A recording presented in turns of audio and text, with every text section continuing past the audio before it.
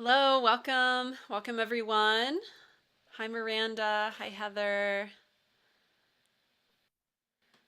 Hey, Heather. Hi, Lynn. Good to see you. Good Good to to see you see too.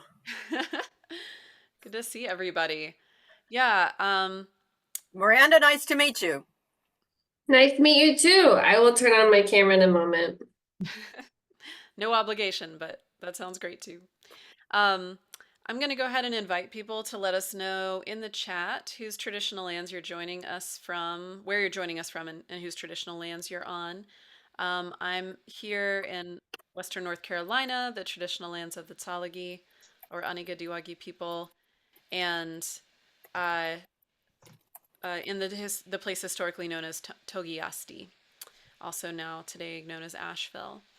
So I'd love, yeah, let us know in the chat where you're joining us from, and also um, what signs of fall or winter you're noticing right now. If there's anything today or the last few days that you've been noticing, leaves changing, squirrels hoarding, certain birds calling. Um, so as you're doing that, I'm gonna just give a little bit more of an intro here. So this evening we're having a presentation, some songs, and discussion with Lynn Noel, who is someone who I've known for certainly over a decade and has been really inspiring to me as someone who carries a lot of ceremony and tradition from a lot of different places. And Lynn does something that I certainly aspire to in my life, and many of us out there might be aspiring to as well. And in the way that, yeah, she holds and fosters public and private ceremony to help people access a lot of these ways of knowing the world and being in the world that draw from pagan traditions, from animist traditions, from what we could more broadly be called folk traditions. And she's definitely instructed me and inspired me as a song leader and as a ritualist over the years. So I'm going to read a little more bit of a formal intro for her. And then we're going to pass it over to her. We're going to enjoy some songs. She's going to be sharing the lyrics in the chat, and you also have the lyrics in the PDF that I sent you yesterday. I'll send an updated version of that too later this evening. And um, we'll have plenty of time for discussion as well. So any questions that come up for you, we'll have some different points where we can just kick back and talk with Lynn for a while. So here's our introduction. Oh, you know what? Before that, I'm going to read what people are sharing in the chat. So Lynn is joining us from Waltham, if I'm saying that right, um, Massachusetts, the traditional lands of the Massachusetts, Pawtucket, and Nipmuc peoples. And Heather is in Maryland on the lands of the Piscataway. And it's 79 degrees in Maryland. Yep, it's been a warm week. But there are skeletons on Heather's block and changing colors and much more. Um, and then Miranda is joining us from Kentucky with the Cherokee, Shawnee, Osage, and Yuchi peoples. And the sun is rising later. I've been noticing that too, very much so. And the squirrels are fatter, absolutely. And we've got the first frost here, just like you do up in Kentucky. Yeah. All right, so here's our intro. Lynn Noel is a singer, scholar, folklorist, and retired Morris and sword dancer who organizes and leads seasonal rituals in song and story from St. Patrick's Day and May morning through Halloween and harvest, wassailing season, and Robert Burns Night. Lynn is an independent scholar and professional heritage interpreter with a deep background in maritime history and women's exploration of North America. Lynn performs solo, duo, trio, quartet, and with ensembles from colonial and Celtic to mummers and music hall music. She offers 3 solo program series in women's history, maritime, and seasonal ritual, including the award-winning living history programs of Northwest Company fur trader Lisette's Journey and Gudrid the Wanderer, first Viking woman in the New World. So, let's welcome Lynn. Lynn, we'll hand it over to you. Thank you. Thank you. Yes, I pride myself on being a colorful character. And I know I am in good company with folks here. Absolutely. So I hope you will forgive me. I have just come back from a week in the Midwest with an airplane cold. So I'm probably going to cough as I sing, but fortunately we're on Zoom, so you're not going to catch it. Otherwise, I would make sure that you were safe and healthy without me. But I get to do this on Zoom anyway. So I thought we would kick off with an Apple song that really reminds me of pumpkin spice. And I will share with you several of my seasonal traditions, starting off with no socks till the equinox.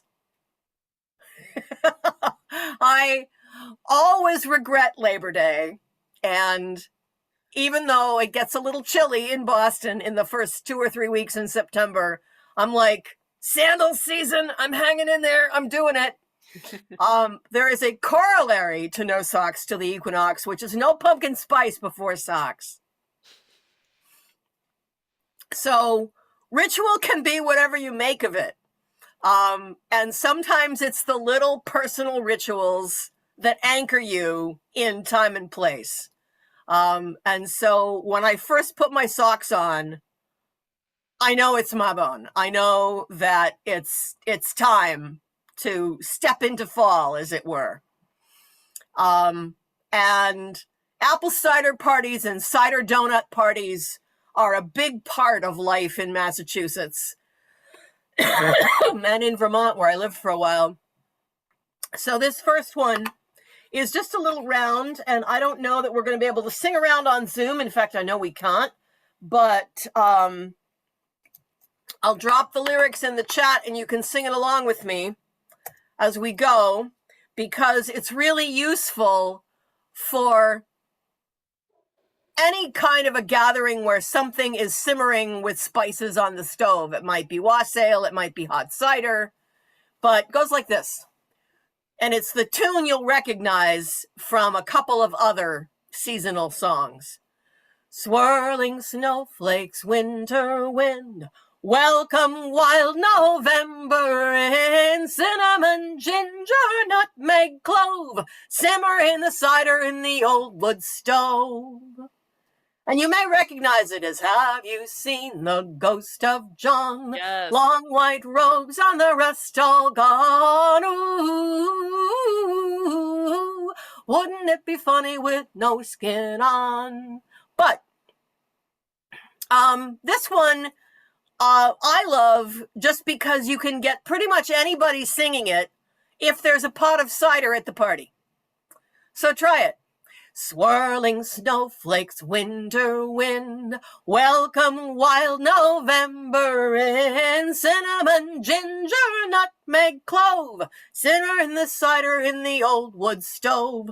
Swirling snowflake, winter wind, welcome wild November in cinnamon, ginger, nutmeg, clove, simmer in the cider in the old wood stove. One more time.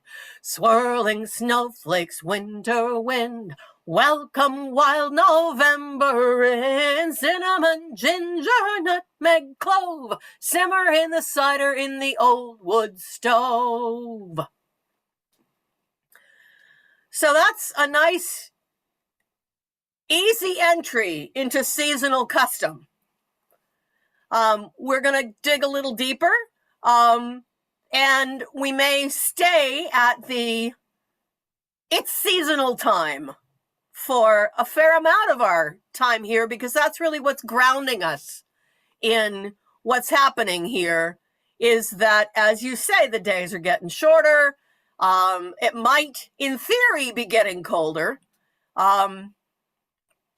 I have found actually that our wassail party has done very well outside the last 5 years because there's no snow in December in Boston anymore. But we adapt. We moved the party outside during the pandemic. It has since gotten too large to go back indoors.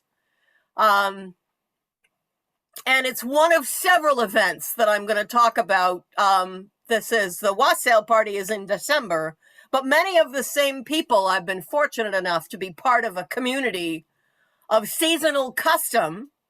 We'll call it ritual because it is devoutly practiced throughout the year.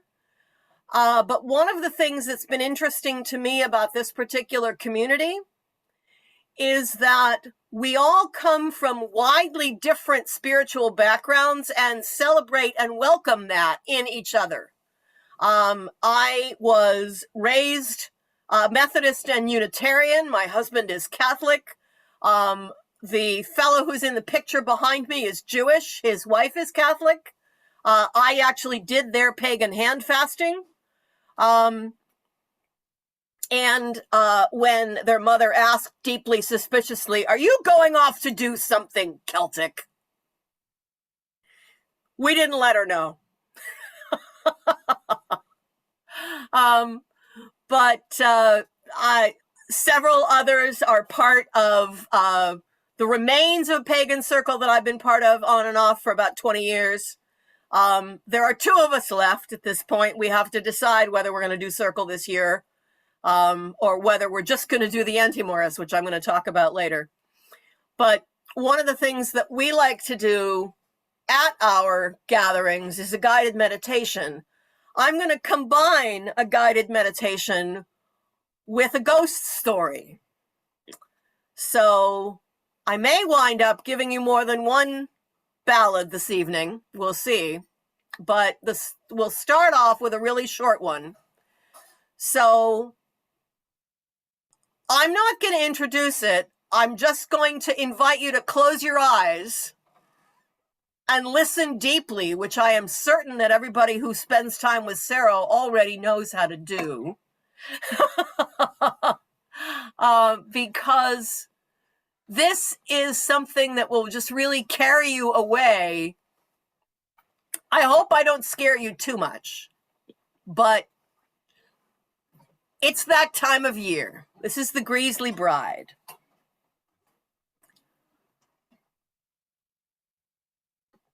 Lie down, my newly married wife. Lie easy as you can.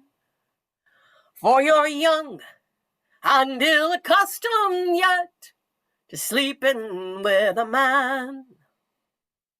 The night was cold, the moon was full, as it lay on the cabin floor. His young bride rose without a word and ran barefoot from the door. He up and followed fast and sure, and an angry man was he. And his young wife wasn't there in sight, and only the moon shone clearly. He followed her track through the new deep snow, calling out loud her name. But only the dingoes in the hills yelled back at him again. Then the hair stood up upon his neck, and his angry mind was gone. For where the two-footed track gave out, a four-footed track went on. Her nightgown lay upon the snow, as it might on a bed sheet, and the track that led from where it lay were never of human feet. He first started into walking back, and then he began to run, and his quarry turned all in her track and hunted him in turn. An empty bed still waits for him, where he lies in a crimson tide. Beware, beware, oh trapper man, beware of a Greasley bride.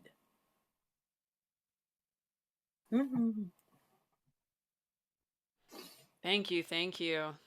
I got chills all over my body, personally. That's one of my favorite creepy songs. So, um, I wanted to start out with something really dark, because it brings us into the dark time, even though it might be still 79 degrees out and we're enjoying the squirrels and the autumn leaves. But that one really takes us into that dark, cruel depth of midwinter that we face and fight with light and fire. Mm. And And it's the kind of thing that we intentionally carry light for. But spending time, a little bit of time walking in the shadows just for creepiness, reminds us why we do this, I think. absolutely. And I think it can be powerful to embody all of those to embody both like here we are with the light surviving, sharing with each other and the hearth, and we also are beings who can embody those other forces too. And feel into that reality and that power, and have and like through that have a lot of respect for those forces, the winter itself, right? Or the hunters who hunt us, you know. I think there's so much value in like letting us be feel into that fear and that excitement of a song like that. Well, I also I am totally with you. I like that song because it's a shapeshifter ballad, and because in its exceptionally gory way, it's about women's power. Yeah, can you actually that's a ballad that I'm really familiar with, or heard a few different artists cover. And I know part of the magic of ballads is that everyone gets to have their own interpretation of them.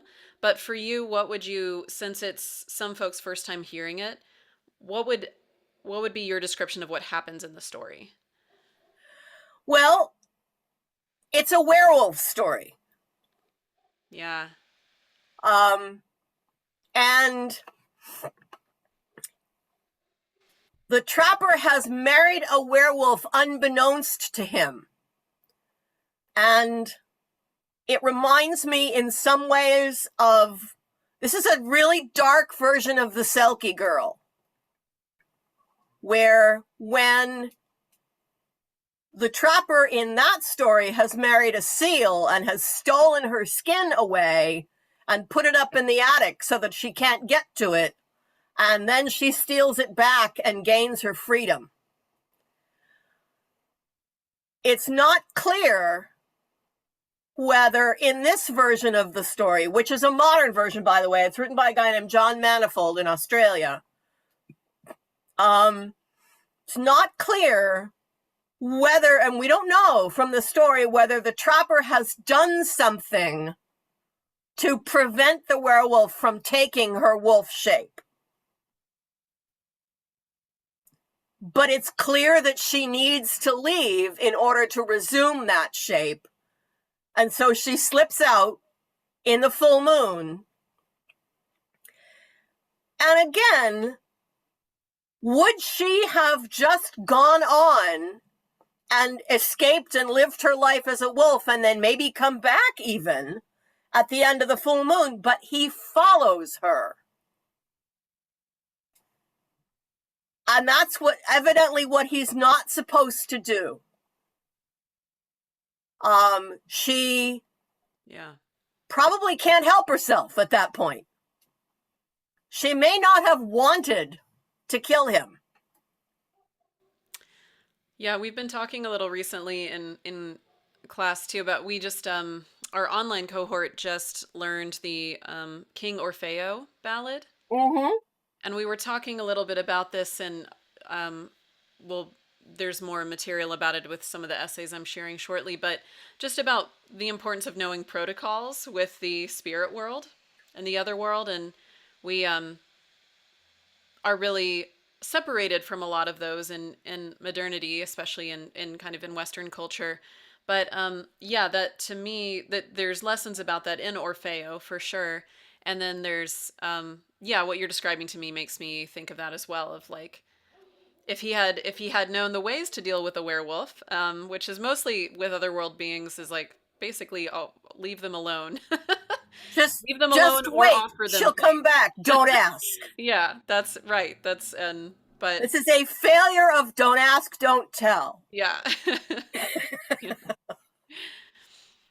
In any case, thank you so much for sharing that, Val. Sure. Yeah. So let's brighten things up a little bit. I wanted to talk about a couple of traditions that happen in the month of October, but not specifically at the end of October. And I wanted to touch very briefly on Harvest Home and Bonfire Night, both of which are English customs that have deep roots in the, I'm not even going to call it the animist tradition, but I would hang my hat on that piece, because it is the time of gathering for the harvest, and for gathering in the animals from the year. So I'm going to give you the Watterson sheep shearing, which is a toast, and you're going to hear me sing several of these, celebrating the master and mistress, the farmer, the founders of the feast. And one of the important things about community ritual is that they need the stability of people who can host these kinds of customs year over year over year. I was fortunate enough to inherit a couple of these parties. You too can inherit ritual. You just have to practice long enough. And one of the things I wanted desperately as a young person was to be the founder of the feast. I wanted someone to sing, "Here's a health unto the mistress," to me, because I wanted that level of stability of having a partner, having a home, having a big enough space that I could welcome people in. And I practiced that so long enough that it came true for me. And I am very, very fortunate in my 60s that people do actually sing the Sussex Mummers Carol for us again at the wassail. Yay.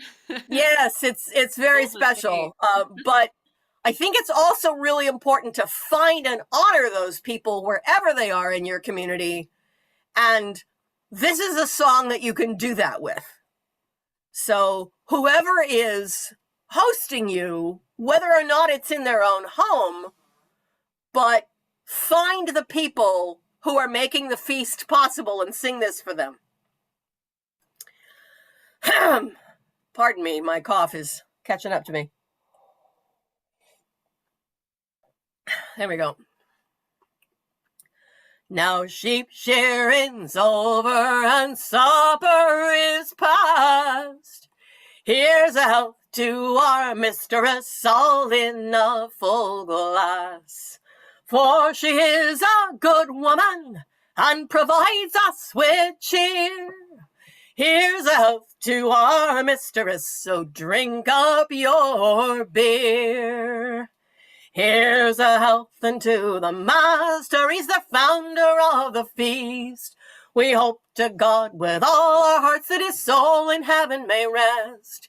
Here's hope and that he prospers whatever he takes in hand. For we are all his servants and they are at his command. So drink, boys, drink, and see that you do not spill. For if you do, you shall drink too.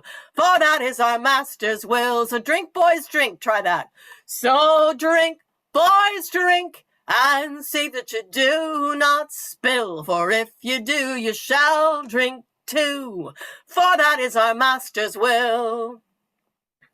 And now we've drunk the master's health, why should the missus go free? Why shouldn't she go to heaven as well as he? For she is a good provider abroad as well as at home. So tack your cup and sup it up, for 'tis our harvest home.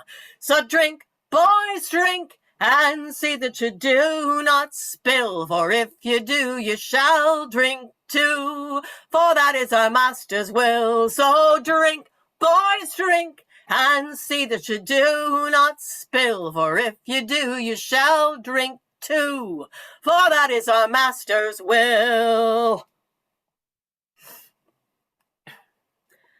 And the harvest home can be whatever you want. It can be Thanksgiving dinner. It can be in October. We have a big gathering of Morris dancers, which I gather you've heard a little bit about, but not a lot, at Columbus Day weekend. And Morris dancing is an English ritual tradition that is part of a number of different kinds of traditions that are all over England. The kind that you might have heard tell about has dancers who wear white with colorful vests and ribbons and bells on their knees that make wonderful noise, and hankies or sticks, and dance in sets of 6. And that tradition comes from Gloucestershire and Oxfordshire. In the Cotswolds region of England, it's called Cotswold dancing. I know Heather knows all about it. But Miranda, I'm introducing you because I hope you will enjoy it as much as we do. And you will hear me talk more about Morris dancing, but Morris dancers will gather at the Harvest Ale. An ale is actually, before it was named for beer, it is actually the word, it's the same root as the word wassail, meaning be hale, be hearty, be healthy, be happy. And it is the gathering at which a lot of people met is an ale. And then, and only then, the beverage received the name of what was drunk at that gathering. So that, think of that the next time you have an ale. And, excuse me, I'm going to skip the next one in the book because I am coughing too hard and it has a lot of long notes and I'm not going to be able to do it. So I will mention briefly that bonfires at this time of year in the cross quarter between Mabon and the winter solstice, between the equinox and the solstice, are common, certainly all over Europe. But they pick up traditions here and there as they go. And the next song I was going to talk about is Guy Fawkes Day, which actually is a political holiday originally from 1605, from a failed attempt to blow up the Houses of Parliament. It has some nasty anti-Catholic overtones, so it's just as well we will give it short shrift.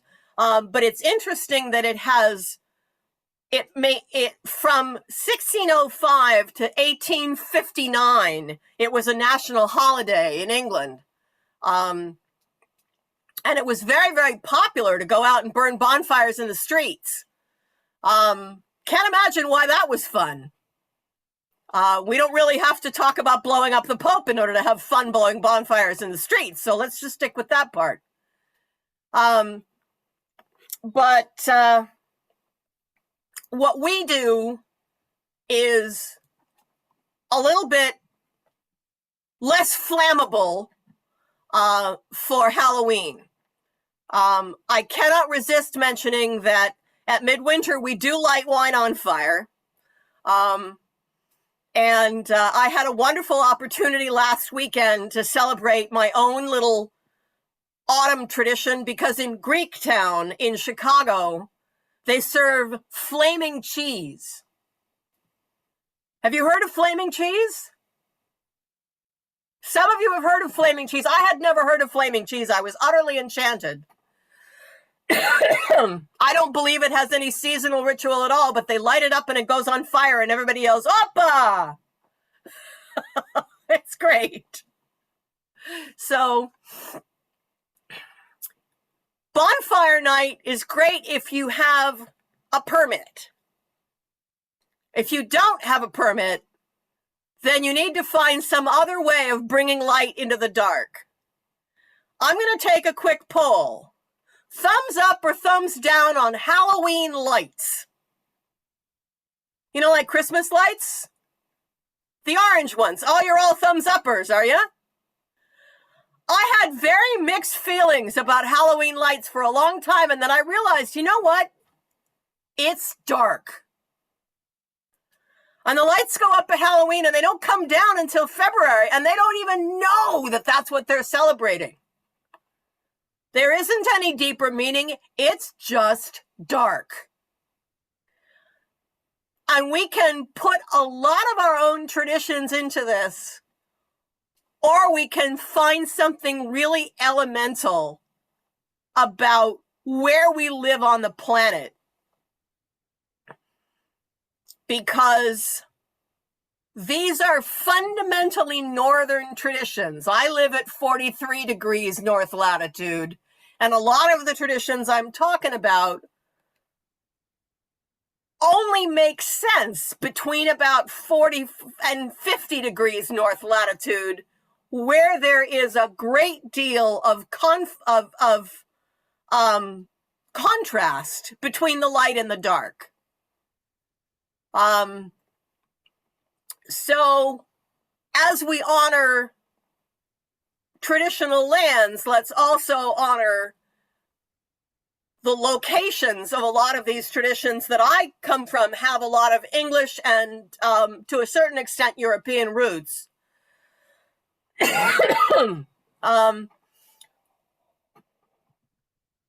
it makes most sense from a geographical perspective when you look at where we are on the globe.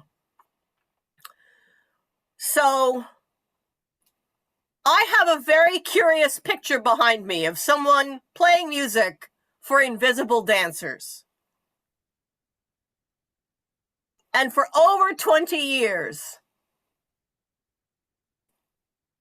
a group of us, originating in Chicago and then moving with a couple of friends to Boston,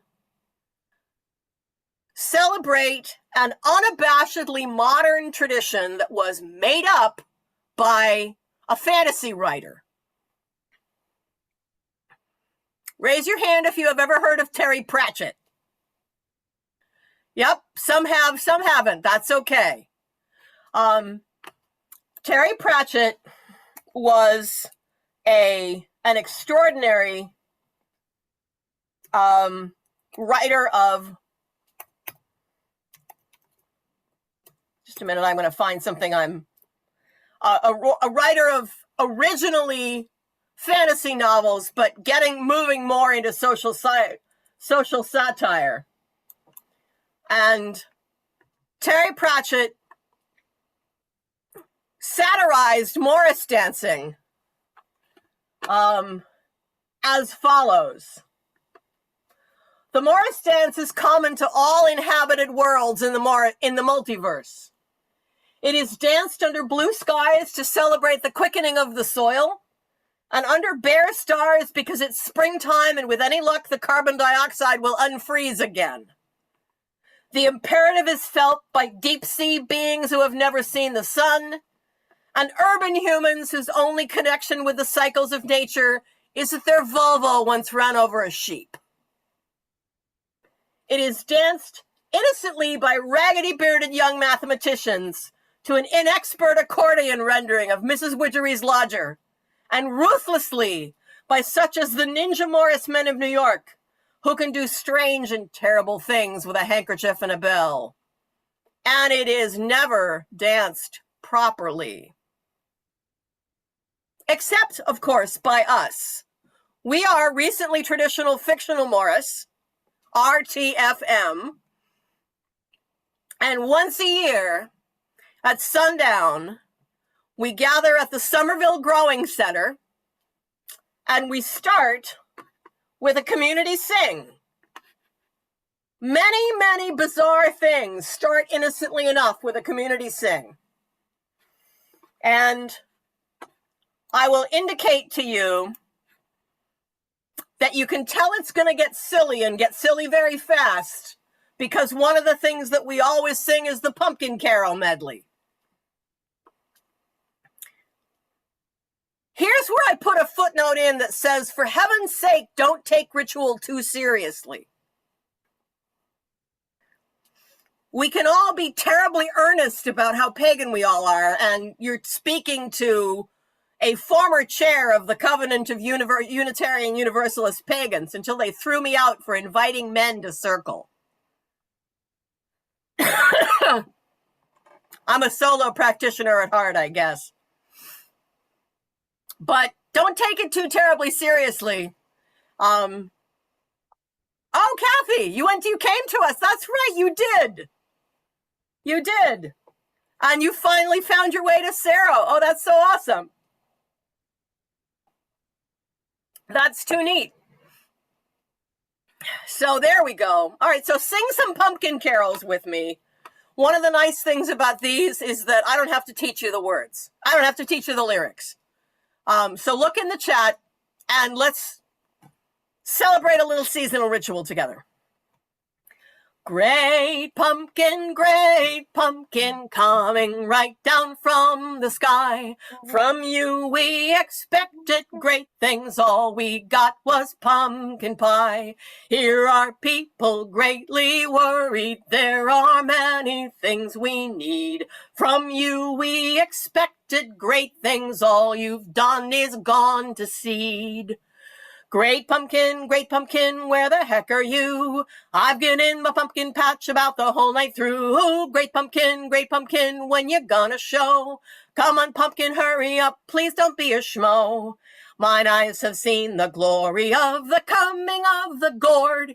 He has trampled out the vineyards where the hordes of gourds are stored. He is definitely coming now, no one can call him fraud. His seeds go marching on. Bum, bum, bum, bum, bum, bum, bum. Glory, glory, great pumpkin. Glory, glory, great pumpkin. Glory, glory, great pumpkin. His seeds go marching on. And sometimes, upon occasion, there is a sighting, because we won't discuss who it is that has the large jack-o'-lantern t-shirt on the giant orange mask. And one of the reasons we won't discuss that is because it's very, very important to maintain a willing suspension of disbelief when you're doing ritual. I recommend this to all of you. If you find yourself actually in the position of playing the werewolf, of playing the great pumpkin, of playing the selkie, of playing the wintersmith, or any of the wonderful beings that human beings have made up to articulate our relationship to the natural world, do it like you mean it. And never, ever, ever take your mask off in public. Always go behind the bush. Never let them see you change. Just like we never actually saw the werewolf change. The tracks that led from where it lay were never of human feet. We never saw her in her werewolf shape. And that's what the willing suspension of disbelief is all about. And if you're going to do ritual, like I said, laugh and do it like you mean it. Now I've told you all I know. But I can tell you about what we do. We're going to go on to a wonderful song that was written for us by the partner of the fellow who's in the picture behind me. And Sarah, if you drop Turning the Year in the chat, I'll start with the chorus so you can learn it.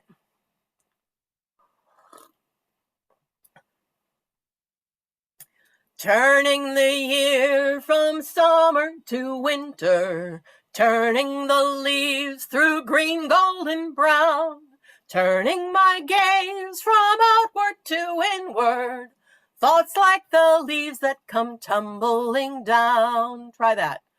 Turning the year from summer to winter, turning the leaves through green, gold, and brown, turning my gaze from outward to inward, thoughts like the leaves that come tumbling down. Here in this place, twilight is gleaming, now is the daylight fading away, blurring the line twixt being and seeming, painting the world in shades of gray, turning the year from summer to winter, turning the year from green, gold, and brown, turning my gaze from outward to inward, thoughts like the leaves that come tumbling down. Maple and oak. If this is the same verse, same tune of the verse and the chorus, so sing along with it now that you know it. Maple and oak must sleep for a season. Hosta and fern are fading from view. Frost flowers bloom with crystalline petals. Green leaves cling staunchly to holly and yew. Turning the year from summer to winter, turning the leaves through green, gold, and brown, turning my gaze from outward to inward, thoughts like the leaves that come tumbling down. Piles of orange, voluptuous pumpkins, bins of potatoes and cellars of beets. In harvest we reap good things in abundance, steward them well so the cycle repeats. Turning the year from summer to winter, turning the leaves from green, gold, and brown, turning my gaze from outward to inward, thoughts like the leaves that come tumbling down. The dancers arrive in ribbons so somber, festively dressed in gay gray and in black. The beat of the drum propels them to motion, round and forward and back. Turning the year from summer to winter, turning the leaves to green, gold, and brown, turning my gaze from outward to inward, thoughts like the leaves that come tumbling down. Where is St. George and where is the doctor? Where is the horse who's not but a head? Clear us some room and we shall assemble here with our forebears living and dead. Turning the year from summer to winter, turning the leaves from green, gold, and brown, turning my gaze from outward to inward, thoughts like the leaves that come tumbling down. Wonderful. Didn't Angela do a wonderful job of that? What a beautiful song. Wow. Isn't that gorgeous? That's Angela Kessler's, and she wrote it for us. Thank you, Angela Kessler. I have a question. I was wondering if you could, this is such beautiful writing. I love all the imagery. This last verse asks I'm getting there. All right. I'm jumping the gun here. Well, so what happens is we have our circle, we have our sighting of the Great Pumpkin, or not. It all depends. Then we dance the sundown. And we start precisely at sundown. And we dance until the first stars come out, which usually takes about 10 minutes, and right at dusk. And we do 2 dances. Someone you might recognize is often the hobby horse. And because this is a Terry Pratchett story, Death is the hobby horse. We actually have been doing this dance since before Wintersmith came out. So those of you who know Terry Pratchett will know that in the back of Wintersmith there is a reference to Morris dancers who arrived at a Terry Pratchett book signing and gave him a copy and got him to sign our bell. So that was us. So we dance 2 dances, we walk the labyrinth, and then we gather outside the growing center and go trick-or-treating for grown-ups with a mummers play. Mummers plays are a wonderful piece of British ritual custom. They are found all over the continent, but mastermummers.org is a wonderful collection of plays from England and to a certain extent Scotland and Ireland.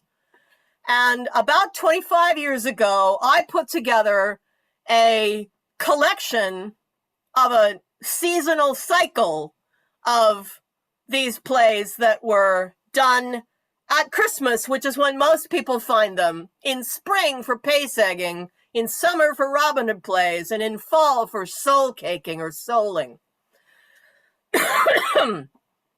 For a number of reasons, the one tradition that has really stuck for us is the souling tradition. And so as part of the anti-Morris, following the anti-Morris, we go out and in the streets, wearing paper bags on our heads, which is by now traditional, we do a death and resurrection cycle where St. George fights the dark enemy. Used to be the Turkish knight. We're careful about that these days. The Black Knight or the Black Prince of Paradise is usually the enemy. Sometimes it's the Yankees. Depends on whether we're winning the World Series or not. But usually St. George slays his opponent and then himself is slain, lies down and dies in the street, and has to be revived by a quack doctor. One of the things that is particular to our play is that because we are doing it literally in the street, there is no actual dragon to fight St. George, but when a car comes along, everybody yells, "Dragon!" And St. George gets up, runs over to the side of the road, and then comes back and lies down in the middle of the street, and the play goes on. So we are street theater in a big way. After 20 years now, the good people of Oxford Street know we are coming. They plan Halloween parties around us. They have been known to bring out everything from hot cider to pizza for us. And kids have been known to give us their Halloween candy. Which means that kids really understand the luck-bringing part of gift giving. And we always make sure that they get some candy back in return, even though we don't necessarily give it out. But we are the Paper Bag Mummers of Oxford Street in Somerville, and our motto is we never rehearse, we only perform. And the last piece in the song is "Where is the horse who's naught but a head?" And one of the characters in the Mummers play is the souling horse. We have, as far as I know, the only actual horse skull souling horse in North America, unless Sarah is going to come up with one soon, which I wouldn't put past you. Yeah, now I want to be number 2 for sure. Oh, you bet. You bet. Our souling horse in the Terry Pratchett tradition is named Binky. For those of you Terry Pratchett fans out there, Binky is the name of Death's horse. So, once we have progressed down Oxford Street, it used to be we would all, but in the before times, before the pandemic, we would all wind up at Jeremy and Angela's house at 96 Oxford Street and go in and apply the Chinese food algorithm. to make sure that we had enough Chinese food for 20 people, which is appetizers n plus 2 and entrees n minus 2. This will get you enough Chinese food at the best price for the right number of people. Small rituals are very important. And again, back in the day, it used to be that at 8 minutes of midnight, we would douse all the lights and I would sing the Ballad of Tam Lin. These days, we don't make it much past 10:30. But sometimes there's a singing, like sometimes there's a sighting of the Great Pumpkin. But one of the things that we do while we are out souling is we start and end the play with these two songs that I'm going to start and end with you tonight. And I'm just going to use the piece that we use to open the play and to close the play. But I will dub you all paperbag mummers. Even though you're not going to do the whole play, you're going to sing with me. So what we're going to do here is I'm going to teach you 2 songs, and at the end of the second song, I want you to repeat something where I'm actually going to have you unmute your mics and I'll say it at the same time. You're going to say, I'm going to say, we are the paperbag mummers of Singing the Wheel of the Year, and our motto is, and you are going to unmute your mics and say, we never rehearse, we only perform. Okay? So let's do the Wattersons' 2 souling songs. The one we start the play with is, we are 1, 2, 3 hearty lads all in one mind. Try that. We are 1, 2, 3 hearty lads all in one mind. For we have come souling good nature to find. For we have come souling good nature to find. For we have come souling for your money and your beer. For we have come souling for your money and your beer. And we'll come no more nigh you till all this time next year. And we'll come no more nigh you till this time next year. Try the whole thing. Excuse me, I'm drinking too much tea. We are 1, 2, 3 hearty lads all in one mind. We are come souling good nature to find. We are come souling for your money and your beer, and we'll come no more nigh you till this next year. In comes I that never came yet, with my big head and little wit. My head's so big and my wit's so small, I'll sing you a song to please you all. And that's how the mummers' play starts. I'm not going to do the whole play, but we end it with a begging custom. One of the reasons why souling works so well at Halloween is that everybody gets trick-or-treating. We used to try to go around with a play at Christmas time, which is how they do in England. And everybody was like, where are the Christmas carolers and why do you guys talk so much? Shut up and sing. So we figured it out that when we have a wassailing party, we carol in the back of the house, so we're not disturbing anybody. We used to try to go door to door and then have the 3-course dinner and the 5 great beasts and all that kind of stuff. That's another presentation. But for Halloween, people understand opening their doors and giving to those who knock upon the doors. House visiting customs are part of the Halloween tradition in the United States. So my last piece of wisdom, if I possess any such thing, about ritual is try to find an existing ritual to piggyback on rather than starting from scratch.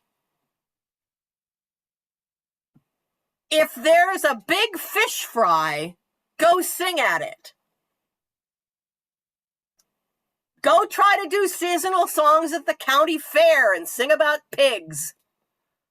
Do whatever it is that is part of your local tradition and custom and see if you can evoke some of this deeper hilarity and wisdom. So, a soul cake. Please, good Mrs. A soul cake. An apple, a pear, a plum, a cherry. Any good thing to make us all merry. 1 for Peter, 2 for Paul, 3 for him who made us all. Try that. A soul cake. Please, good Mrs. A soul cake. An apple, a pear, a plum, a cherry. Any good thing to make us all merry. 1 for Peter, 2 for Paul, 3 for him who made us all. Here's that house blessing again. God bless the master of this house and the mistress also, and all the little children that round your table go.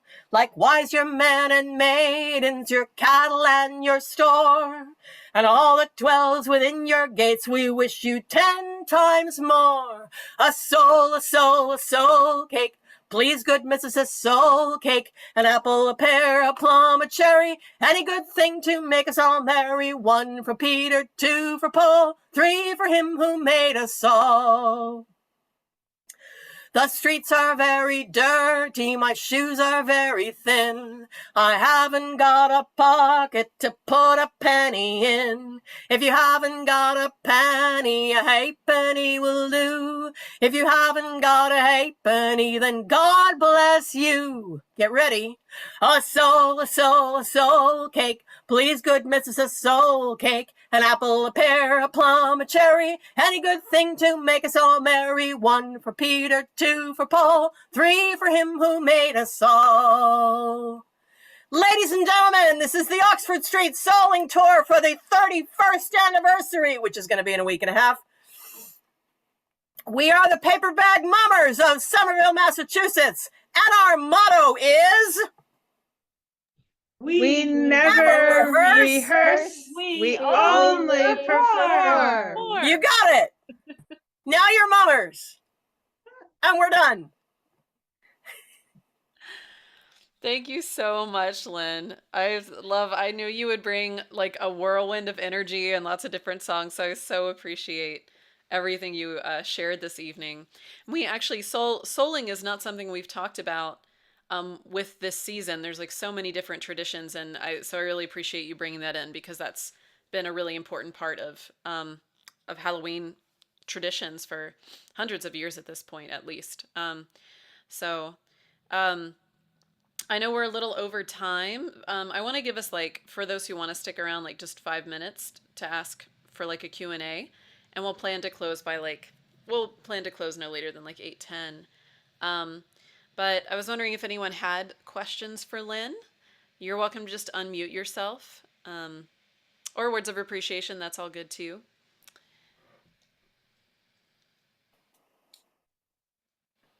I can always jump in, but I welcome anybody else. Well, I really had fun at the Anti-Morris and the paper bag mumming last year. I don't think I'm going to be able to make it this year because I joined the Boston Scottish Fiddle Orchestra and we have a rehearsal Halloween night. And you're going to be at the New England Folk Festival. Yes, I will be at NEFA. Yay. I think Eric will probably come on October 31st. So oh, good. Good. This is fun. But I'm not doing this kind of ritual. I'm the program chair of the New England Folk Festival. So okay. I have the opportunity to raise a great deal of merriment and mayhem. Cool. I really appreciate you coming to this tonight, but to the way you brought these rituals into your community with such like courage and bravery and fun. And it just makes it safer for the rest of us. I was given some great gifts by people who came before. And if I can pass them on to those of you who would like to continue, then I'm doing my job. And I will add to that courage and fun and warmth and welcoming, because this is now really an established tradition that's going back 20, how many years? 25, 30 years? We're going to be 31 this year. So, welcoming first timers into this kind of off thing that you don't find anywhere else. Off the wall is perfectly Yeah, appropriate. off the wall. It was really fun. One of the things we absolutely love to do, as one of the ways that I mentioned very briefly the Master Mummers. I don't believe in memorized play texts. We carry the scripts with us, and we perform from chapbooks. And it's really important that people get to experience this stuff. Sometimes I call it a first folio tradition, because you read right off the page, and the motto, "We never rehearse, we only perform," is intentional so that everybody can participate. It was made out of necessity because nobody had time for rehearsals, but I'm really proud of what it's become after 30 years. I like the way you had, so Lynn had us switch roles like a couple of times during the hour or so that we were doing the play up and down the street. We'd switch roles, so nobody got too stuck in their role. You got to try different things. That was really funny. Got to have turns carrying the props. So the Binky is like, actually, do you have a picture of it? It's actually a horse's skull on a stick. It's like a Mari wood. Is that what it's called? Like, yeah, Binky does double duty as the Mari Lud at Christmas time. Yeah, yeah. It's a real one too. It's not. Oh yeah, and and everybody wonders, and I got him on eBay.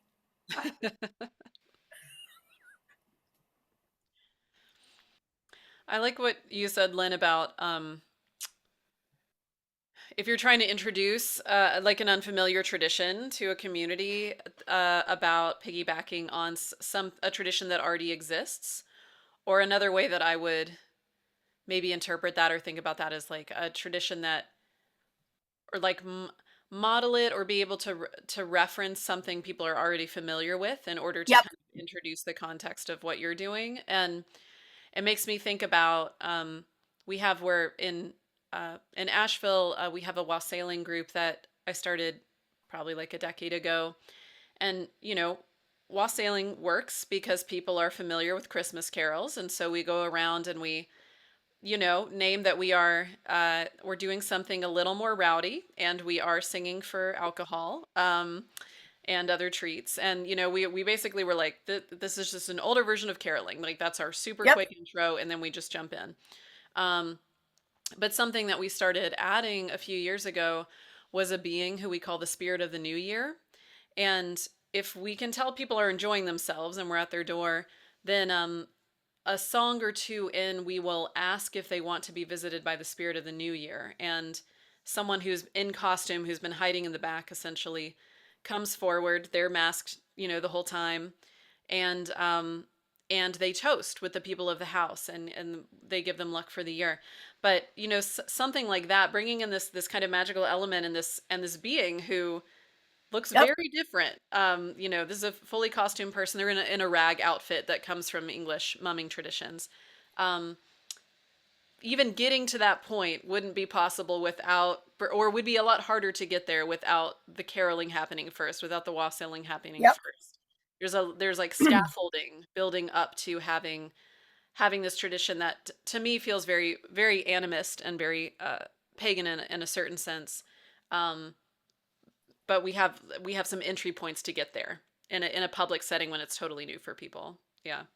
We are very fortunate, and that we intentionally go to Oxford Street in Somerville, where Jeremy and Angela have lived now for 20 years, and they go up and down the street and prepare everybody. And there are, and they staple signs to the poles and say there will be mumming on your street. And we now, when we first started it, people absolutely knew we were daft, and people ignored us completely, which is what people do when they're embarrassed. Totally. And so that's where the bravery comes in. is that you have to be willing to be a fool in public. Yes. Yeah, and you have to be willing to be ignored, and you have to be willing to love what you do, even if you're ignored or people feel shy or embarrassed as you. Well, one of the things that meant the most to me was the Somerville Growing Center was closed for 2 years during the pandemic. And one year we couldn't safely gather at all. We didn't feel like we, I guess it was 21, or maybe it was October of 20, I think it was, that we felt that we would be creating a public health nuisance if we announced that we were going to gather. So one of the things about ritual is you do it anyway, whether or not you have an audience. Mm. And they came to our house and we danced at the top of our street, which is really big. And we danced in a 15-foot circle so that nobody breathed on each other. We danced this huge, enormous anti-Morris. But we danced. It is an unbroken tradition. That's beautiful. I'm so glad you did that. Yeah. You're absolutely right too. It doesn't matter, and I mean, I think from animist and pagan perspectives too, doesn't matter as much if other people are there, but like, who are you doing it for? Like, who else? What other spirits are present, or ancestors who you're being present for? Well, and Terry And Pratchett really knew right? The pulse that is we said we dance to make the frost flowers bloom. Mm-hmm. And so we know why we dance. Yeah. Terry Pratchett said, and we were very clear on this, if you don't dance both, you shouldn't dance either. So the anti-Morris is the flip side of May morning at Beltane.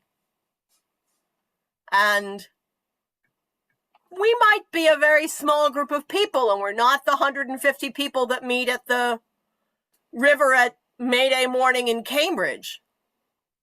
But we are holding the anchor of the Wheel of the Year on the other side. And we feel the gravitas of that very importantly, even though we're being very, very silly. Absolutely. Well, thank you, Lynn, so much. Thank you for all your songs this evening. Thank you for all you do to bring ritual in such an such an inclusive and humorous and energetic way. Really, really appreciate you. Thank you for sharing your time. And I hope you have a great Samhain and Halloween next week. And great Auntie Morris. And here's to the mistress of the Wheel of the Year. Thank you so much. Here's to you. Absolutely. Have a good evening, everyone. I'm going to close this out. Good night. Thanks so much. Right. Night. Thank you.